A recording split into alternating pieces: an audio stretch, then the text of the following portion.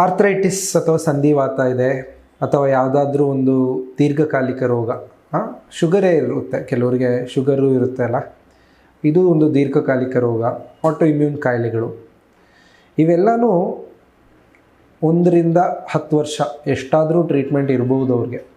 ನನಗೂ ಗೊತ್ತಿಲ್ಲ, ನಿಮಗೂ ಗೊತ್ತಿಲ್ಲ, ಆದರೆ ಟ್ರೀಟ್ಮೆಂಟ್ ತಗೊಂಡಾಗ ಚೆನ್ನಾಗಿರ್ತೀವಿ.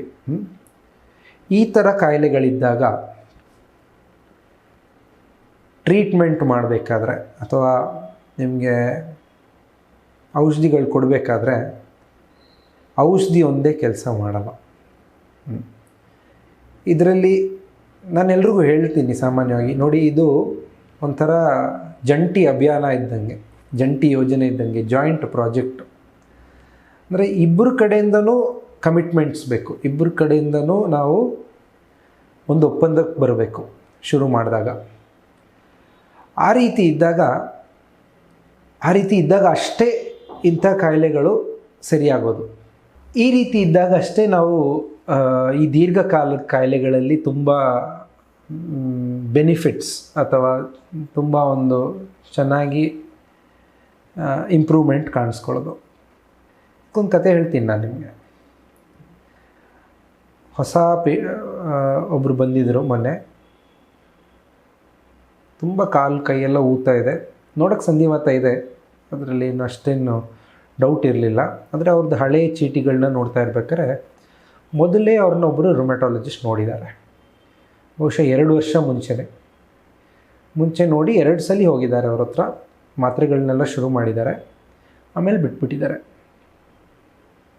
ಅಯ್ಯೋ, ನನಗೆ ಅನಿಸ್ತು, ಅಯ್ಯೋ ಯಾಕಮ್ಮ, ಸರಿಯಾಗಿ ಕೊಟ್ಟಿದ್ದರು ಸರು, ನೀವು ಯಾಕೆ ಬಿಟ್ಬಿಟ್ಟಿದ್ದೀರಾ, ಮಾತ್ರೆಗಳನ್ನೆಲ್ಲ ಬಿಟ್ಟಿದ್ದೀರಲ್ಲ, ಇವಾಗ ಮತ್ತೆ ಇಷ್ಟು ಅಂದರೆ ತುಂಬ ಏನೂ ಮಾಡೋಕ್ಕಾಗ್ತಾ ಇಲ್ಲ ನಿಮಗೆ, ಅಂಥ ಒಂದು ಅವಸ್ಥೆಗೆ ಬಂದಿದ್ದೀರಾ, ಯಾಕೆ ಬಿಟ್ಟಿದ್ದೀರಾ ಅಂತ ಕೇಳಿದ್ರೆ ಅವ್ರು ಹೇಳಿದ್ರು, ಡಾಕ್ಟ್ರೇ 2 ಸಲ ಹೋದೆ, ನನಗೇನು ಆರಾಮ ಅನಿಸ್ಲಿಲ್ಲ, ಆಮೇಲೆ ಒಂಥರ ನನಗೆ ಸಂಕಟ ಆಗ್ತಿತ್ತು ಮಾತ್ರೆಗಳನ್ನ ತಗೋಬೇಕಾದ್ರೆ. ಅವಾಗ ಹೇಳಿದ್ರಾ ನೀವು ಇದನ್ನ ಡಾಕ್ಟ್ರಿಗೆ ಹೇಳಿದ್ರಾ? ಇಲ್ಲ ಡಾಕ್ಟ್ರೇ, ಗೊತ್ತಾಗಬೇಕಲ್ವ ಅವ್ರಿಗೆ. ಇದೊಂದು ಸಾಮಾನ್ಯವಾಗಿ, ಅಂದರೆ ಇವ್ರದ್ದೊಬ್ಬರದೇ ಕತೆ ಅಲ್ಲ ಇದು. ಬಹಳ ಜನ ಬಹಳ ಡಾಕ್ಟ್ರುಗಳ ಹತ್ರ ಹೋಗಿ ಮಧ್ಯದಲ್ಲೇ ಬಿಟ್ಟು ಮತ್ತು ತುಂಬ ಅನುಭವಿಸಿ ತುಂಬ ನರಳಾಡಿ ಆಮೇಲೆ ಕೆಲವರು ಕರೆಕ್ಟಾಗಿ ತಲುಪ್ತಾರೆ ರುಮೆಟಾಲಜಿಸ್ಟ್ ಹತ್ರ, ಕೆಲವರು ತಲುಪಲ್ಲ. ಇದು ಯಾಕೆ ಆಗಿರ್ಬೋದು ಅಂತ ಹೇಳಿದ್ರೆ, ಒಂದು ನೀವು ರೋಗಿ ಆಗಿರೋ ನೀವು ಅಂದ್ಕೋಬೋದು ಎಲ್ಲ ಡಾಕ್ಟ್ರಿಗೆ ಬಿಟ್ಬಿಟ್ಟಿದ್ದೀವಿ, ಅವ್ರಿಗೆ ಗೊತ್ತಿರುತ್ತೆ, ಅವ್ರು ಮಾಡಬೇಕು, ಅವರು ಸರಿಯಾಗಿ ಮಾಡಿಲ್ಲ ಅಂತ ಹೇಳಿದ್ರೆ, ನಂಗೆ ಸರಿಯಾಗ್ತಿಲ್ಲ ಅಂತ ಹೇಳಿದ್ರೆ ಅವ್ರನ್ನ ಬಿಟ್ಬಿಡೋದು ಅಷ್ಟೇ, ಅವ್ರು ಒಳ್ಳೆ ಡಾಕ್ಟ್ರ್ ಅಲ್ಲ ಅಂತ. ಈ ಥರ ಒಂದು. ಇನ್ನೊಂದು, ನಿಮಗೆ ಒಂದು ಮುಜುಗರ ಇರ್ಬೋದು ಡಾಕ್ಟ್ರ್ ಜೊತೆ ಮಾತಾಡೋಕ್ಕೆ, ಅಥವಾ ಡಾಕ್ಟ್ರ್ ಕಡೆಯಿಂದನೂ ತಪ್ಪಿರ್ಬೋದೇನೋ, ನನಗೂ ಗೊತ್ತಿಲ್ಲ. ಡಾಕ್ಟ್ರು ಏನು ನಿಮ್ಮ ಜೊತೆ ಮಾತಾಡಲಿಕ್ಕಿಲ್ಲ, ಏನೋ ಇರ್ಬೋದು. ನಾನೇನು ನಾವೆಲ್ಲ ಒಳ್ಳೆಯವರು ಅಂತ ಹೇಳ್ತಿಲ್ಲ. ಆದರೂ ಇವಾಗ ಈ ವಿಡಿಯೋ ಮುಖಾಂತರ ನಾನು ಏನು ಹೇಳೋಕ್ಕೆ ಬಯಸ್ತಿದ್ದೀನಿ ಅಂತ ಹೇಳಿದ್ರೆ, ನಿಮ್ಮ ಆರೋಗ್ಯ ಸರಿ ಮಾಡೋಕ್ಕೆ ಪ್ರಯತ್ನ ಪಡ್ತಿದ್ದೀವಿ ನಾವು, ಅಷ್ಟೇ ಪ್ರಯತ್ನ ನೀವು ಕೂಡ ಪಡಬೇಕು. ಸೊ ಇದೊಂದು ಆಗಲೇ ಹೇಳ್ದಂಗೆ ಒಂದು ಜಂಟಿ ಅಭಿಯಾನ. ನಾವು ಇದರಲ್ಲಿ ಪಾರ್ಟ್ನರ್ಸ್, ಇಬ್ಬರೂ ಕರೆಕ್ಟಾಗಿ ಕೆಲಸ ಮಾಡಿದ್ರೆ ಅಷ್ಟೇ ನಿಮ್ಮ ಕಾಯಿಲೆ ಸರಿಯಾಗುತ್ತೆ, ನಿಮ್ಮ ಬಾಳು ಸ್ವಲ್ಪ ಕಂಫರ್ಟೇಬಲ್ ಆಗುತ್ತೆ. ಸೊ ರುಮೆಟಾಲಜಿಸ್ಟ್ ಆದ ನಾನೇನು ಮಾಡಬಲ್ಲೆ, ನಾನು ಸಾಮಾನ್ಯವಾಗಿ ಶುರು ಮಾಡೋವಂಥ ಮಾತ್ರೆಗಳನ್ನ ಫಸ್ಟು ಶುರು ಮಾಡ್ತೀನಿ ಎಲ್ರಿಗೂ ಅಲ್ವಾ. ಅದು ನಿಮ್ಮದು ಕೆಲವೊಂದು ನಿಮ್ಮ ಬಿ ಪಿ ಇದೆಯಾ, ಕಿಡ್ನಿ ತೊಂದರೆ ಇದೆಯಾ ಎಲ್ಲ ನೋಡ್ಬಿಟ್ಟು ಕೆಲವೊಂದು ಮಾತ್ರೆಗಳನ್ನ ಶುರು ಮಾಡ್ತೀನಿ. ಈ ಥರ ಶುರು ಮಾಡಿದಾಗ ಬಹುತೇಕ ಜನರಿಗೆ ಸರಿಯಾಗುತ್ತೆ, ಆದರೆ 30% ಜನರಿಗೆ ಏನೂ ಸರಿಯಾಗಲ್ಲ.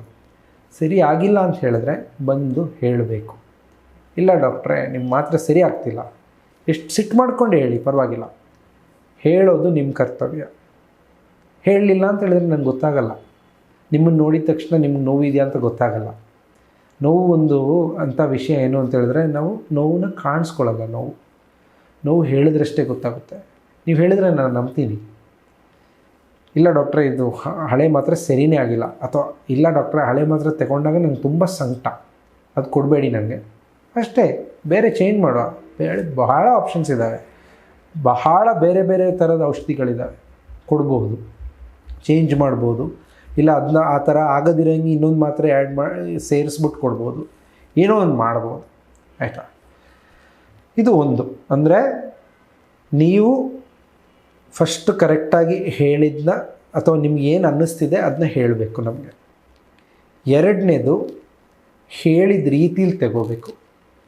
ನಾನೇನೋ ಒಂದು ಮಾತ್ರೆ ತಗೊಳ್ಳಿ ಅಂತ ಹೇಳಿರ್ತೀನಿ ವಾರಕ್ಕೆ, ನೀವು ದಿನಕ್ಕೆ ಒಂದೊಂದು ತಗೊಬಿಟ್ಟಿರ್ತೀರ, ಅದನ್ನ ಆ ಥರ ಮಾಡಬಾರ್ದು. ನಿಮ್ಗೆ ಏನೇ ಸಂದೇಹ ಇದ್ದರೂ ಮತ್ತೆ ಕೇಳಿ ಕ್ಲಿಯರ್ ಮಾಡ್ಕೊಳ್ಳಿ, ಮತ್ತೆ ಹೋಗಿ. ಏನೋ ಎರಡನೇದು, ಹೇಳಿದ ರೀತಿ ಕೇಳಬೇಕು. ಮೂರನೇದು, ಒಂದ್ಸಲಿ ನೋವೆಲ್ಲ ಕಡಿಮೆ ಆದಮೇಲೆ ಲೈಫ್ ಸ್ಟೈಲ್ ಚೇಂಜಸ್ಸು ಮಾಡ್ಕೋಬೇಕು. ನಮ್ಮ ದಿನನಿತ್ಯದ ಕೆಲಸಗಳನ್ನ ಸ್ವಲ್ಪ ಚೆನ್ನಾಗಿ ಮಾಡ್ಕೋಬೇಕು. ಒಳ್ಳೆಯ ಆಹಾರ, ವ್ಯಾಯಾಮ ಮಾಡೋದು, ದಪ್ಪ ಆಗದಿರೋಂಗೆ ನೋಡ್ಕೊಳ್ಳೋದು, ವೆಯ್ಟ್ ಕಂಟ್ರೋಲ್ ಮಾಡ್ಕೊಳ್ಳೋದು, ಇವೆಲ್ಲನೂ ನಿಮ್ಮ ಕೈಯಲ್ಲಿದೆ. ಅದೇ ನನ್ನ ಕೈಯಲ್ಲಿ ಏನೇನಿದೆ, ಡಾಕ್ಟ್ರಾದ ನಾನೇನೇನು ಮಾಡಬಲ್ಲೆ ನಿಮಗೆ. ನಿಮಗೆ ಸೂಕ್ತವಾದ ಔಷಧಿಗಳು, ಸೂಕ್ತವಾದದ್ದು ಅಂತ ಹೇಳಿದ್ರೆ ನಿಮ್ಮ ಪರಿಸ್ಥಿತಿಗೆ ತಕ್ಕಂಥದ್ದು, ನಿಮ್ಮ ಆರೋಗ್ಯ ಪರಿಸ್ಥಿತಿ, ನಿಮ್ಮ ಆರ್ಥಿಕ ಪರಿಸ್ಥಿತಿ ಎಲ್ಲನೂ ನೋಡಿಕೊಂಡೇ ಕೊಡೋದು. ಎಲ್ರಿಗೂ ಎಲ್ಲನೂ ಕೊಡೋಕ್ಕಾಗಲ್ಲ, ಆದರೆ ಬೇರೆ ಬೇರೆ ಥರದಲ್ಲಿ ನಿಮ್ಮ ಕಾಯಿಲೆನ ನಿಯಂತ್ರಿಸ್ಬೋದು. ನಾನು ಯಾಕೆ ನಿಮಗೆ ಎರಡನೇದು ಏನು ಅಂತ ಹೇಳಿದ್ರೆ, ನಾನು ಕೆಲವೊಂದು ಮಾತ್ರೆಗಳನ್ನ ಯಾಕೆ ಈ ರೀತಿ ಕೊಡ್ತಿದ್ದೀನಿ ಅಂತ ತಿಳಿಸ್ತೀವಿ. ಅದು ತಿಳಿಸಿಲ್ಲ ಅಂತ ಹೇಳಿದ್ರೆ ನೀವು ಕೇಳೋದು ನಿಮ್ಮ ಹಕ್ಕು, ಹೇಳ್ಕೊಡೋದು ನನ್ನ ಕರ್ತವ್ಯ.